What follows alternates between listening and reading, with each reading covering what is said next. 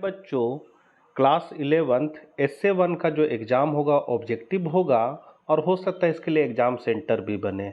हम लोग class 11th इतिहास विषय का चैप्टर बाय चैप्टर जेसीईआरटी द्वारा निकाले गए ऑब्जेक्टिव क्वेश्चन को देख रहे थे।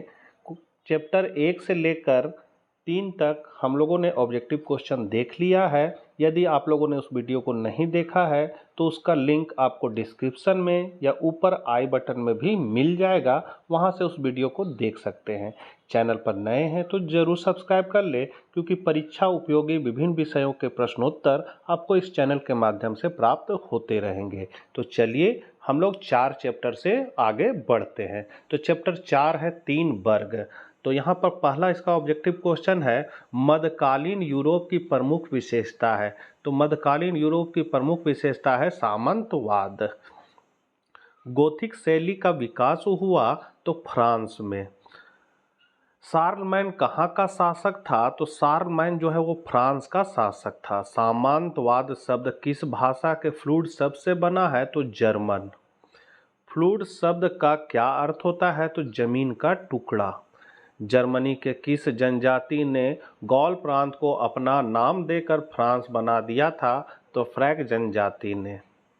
नरमंडी के राजकुमार ने कब इंग्लैंड और स्कॉटलैंड द्वीपों को जीता था? 11वीं शताब्दी में। फादरियों ने स्वयं को किस वर्ग में रखा था? तो प्रथम वर्ग में। निम्नलिखित में से कौन सा कथन अभिजात वर्ग से संबंधित सही कथन है? तो यहाँ पर अभिजात वर्ग का अपनी संपदा पर अस्थायी तौर पर नियंत्रण था। वे अपनी सैन्य क्षमता बढ़ा सकते थे और वह अपनी स्वयं की न्यायालय लगा सकते थे और अपनी मुद्रा भी प्रचलित कर सकते थे। उपरोक्त सभी कथन है। मेनर शब्द किससे संबंधित है? तो घर से। नाइट कौन है थे? तो नाइट सैनिक थे। फीफ के बारे में कौन सा कथन गलत है? तो फीफ एक विशाल सेना थी।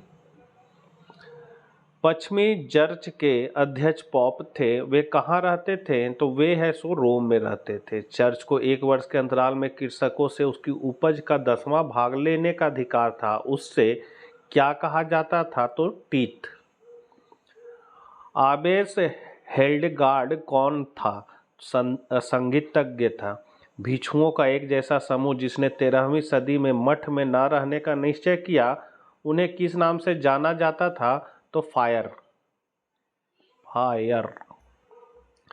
बेनेडिक्टिन क्या है? तो मंठों में भिक्षुओं के लिए हस्तलिखित पुस्तक। मॉनेस्ट्री शब्द किस भाषा के मोनोस से बना है, जिसका अर्थ है ऐसा व्यक्ति जो अकेला रहता है? तो ग्रीक। सामंतवाद का विकास इंग्लैंड में कब हुआ था? 11वीं सदी में। इंग्लैंड में कृषक विद्रोह कब हुआ था? तो 1381 ईस्वी में। सेंट बेनेडिक्ट का मठ इटली में कब स्थापित हुआ? तो 1529 ईस्वी। क्लूनी मठ की स्थापना बरगंडी में कब हुआ था? तो ये हुआ था 1910 ईस्वी। एक ऐसा कर जो राजा केवल किसानों पर कभी कभी लगाता था, उसको टेली कहते थे। सर्व किसे कहा जाता था? तो कृषि दास को।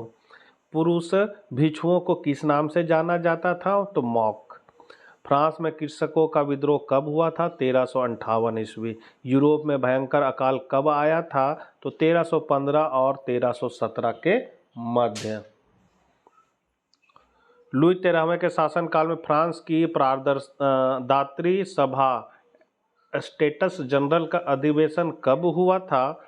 तो 1614 ईस्वी में। पश्चिमी यूरोप में बुबोनिक प्लेग जैसी महामारी का संक्रमण कब हुआ था? तो 1347 और 1350 के बीच। मोनेस्ट्री शब्द ग्रीक शब्द के शब्द मोनोस से बना, जिसका अर्थ होता है एक व्यक्ति जो अकेला रहता हो। आबे शब्द सीरिया के अबा से लिया गया है, जिसका अर्थ होता है पिता।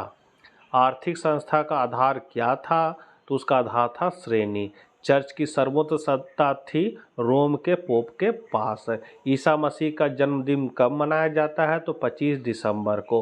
पोप ने शार्लमैन को पवित्र रोम सम्राट की उपाधि से कब सम्मानित किया? तो 800 ईस्वी। वर्तमान में फ्रांस में किस प्रकार की सरकार है? तो गणतंत्रीय। इंग्लैंड देश का नाम किसका रूपांतरण है? तो ये है एंजिल लैंड का। महिला भिक्षुओं को किस नाम से जाना जाता था? नन। मध्यकालीन यूरोपीय समाज कितने वर्गों में विभाजित था? 3।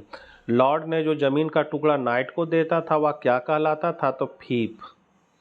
5वां चैप्टर है बदलती हुई सांस्कृतिक परंपराएं। 5 चैप्टर तक ही आप लोग का एसे 1 में पूछेगा, जैसा कि जेसीईआरटी ने सिलेबस जारी किया था। पहला क्वेश्चन है पुनर्जागरण कालीन स्थापत्य का सर्वश्रेष्ठ उदाहरण रोम स्थित सेंट पीटर का गिरजाघर था, जिसके निर्माण का श्रेय किस वास्तुविद को दिया जाता है? तो माइकल एंजेलो, ब्राम्ते और राफेल को, इन सभी को दिया जाता है। तो डी हो जाएगा इनमें से सभी। यूरोप में कुस्तुनिया पर तुर्कों की विजय के समय से आधुनिक युग का आरंभ माना जाता है, तो वो माना जाता है 1453 ईस्वी में। पुनर्जागरण काल का एक महान वास्तुविद होने के साथ साथ एक प्रमुख चित्रकार एवं मूर्तिकार कौन था? तो माइकल एंजेलो। द लास्ट सफर नामक चित्र किस चित्रकार के द्वारा बनाया गया था? तो लियोनार्डो दा विंची। मोनालिसा का भी कृति इन्होंने ही बनाया था।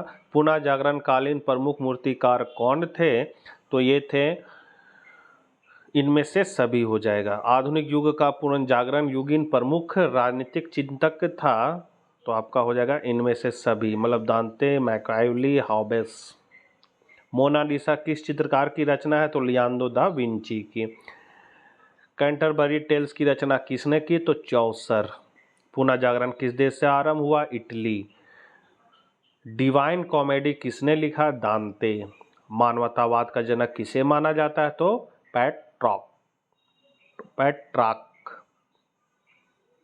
यूरोप में आधुनिक युग का आरंभ होना माना है तो 1453 ईस्वी। तुर्कों से बचकर कई यूनानी विद्वान अपने ग्रंथों के साथ पहुंचे इटली।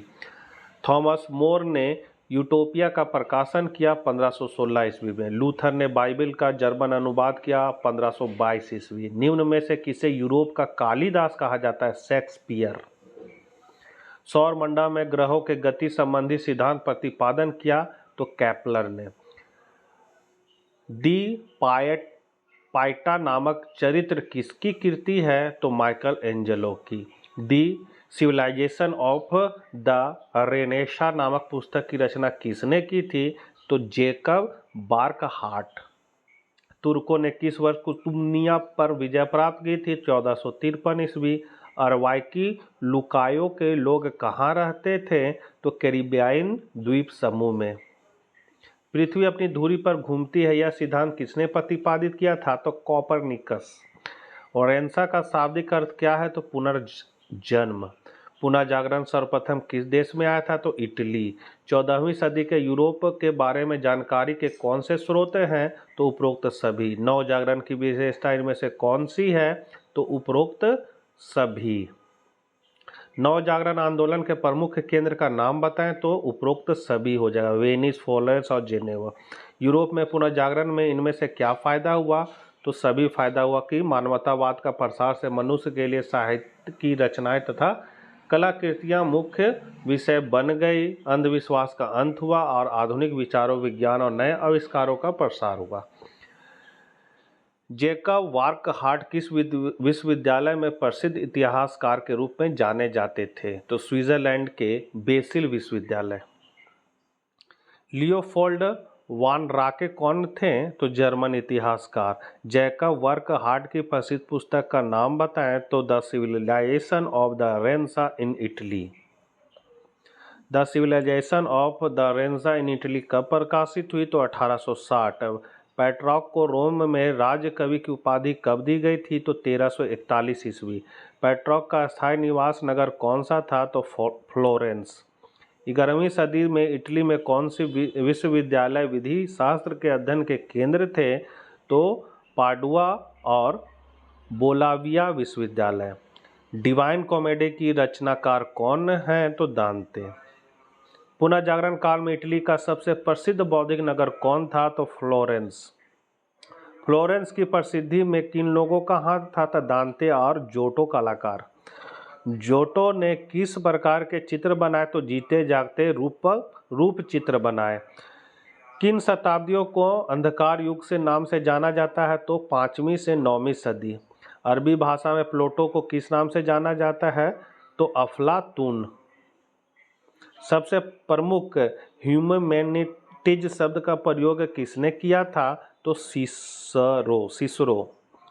हकीमों को शाह किसे कहा जाता है? हकीमों का शाह किसे कहा जाता है? तो एब्रेसिना को।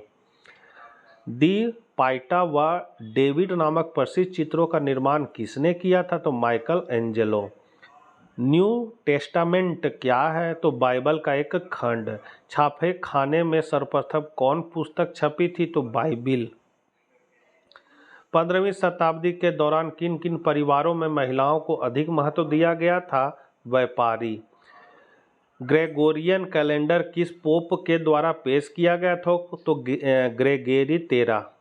यूरोप और चीन के बीच व्यापार की शुरुआत कब हुई? 12वीं सदी में। द प्रिंस नामक पुस्तक किसने लिखी? तो मैकावेली ने। पुनर्जागरण काल में महिलाओं को शिक्षा प्राप्त करने के लिए किसने प्रेरित किया था? तो कांद्रा फडेल। इब्न रुशद कहाँ के अरब दार्शनिक थे? तो स्पेन के। On the dignity of man पुस्तक किसके द्वारा लिखी गई थी? तो ये लिखा गया था डिग्निटी पिको डेला मेरांडोला। गियोटो कौन था? तो एक कलाकार जिसने आजीवन चित्रांकन किया। अमेरिका की खोज कब और किसने की? तो 1492 ईस्वी में कोलंबस ने। फ्लोरेंस के भव्य गुम्बद का परिरूप किस वास्तुकार ने प्रस्तुत किया? तो फिलिपो ब्रूनेलेसी। दूरबीन का आविष्कार किसने किया था? तो गैलीलियो। गुरुत्वाकर्षण का सिद्धांत किसने दिया था? न्यूटन ने। और लास्ट क्वेश्चन है आपका, लास्ट नहीं, लंदन में रॉयल सोसाइटी की स्थापना कब हुई थी? 1660 ईस्वी। अब लास्ट क्वेश्चन है आपका, मार्टिन लूथर ने किस नीति का प्रचार किया? तो सुधारवादी नीति का। तो बच्चों ये थे क्लास 11th इतिहास विषय का JCRT द्वारा जारी किया गया महत्वपूर्ण ऑब्जेक्टिव क्वेश्चन।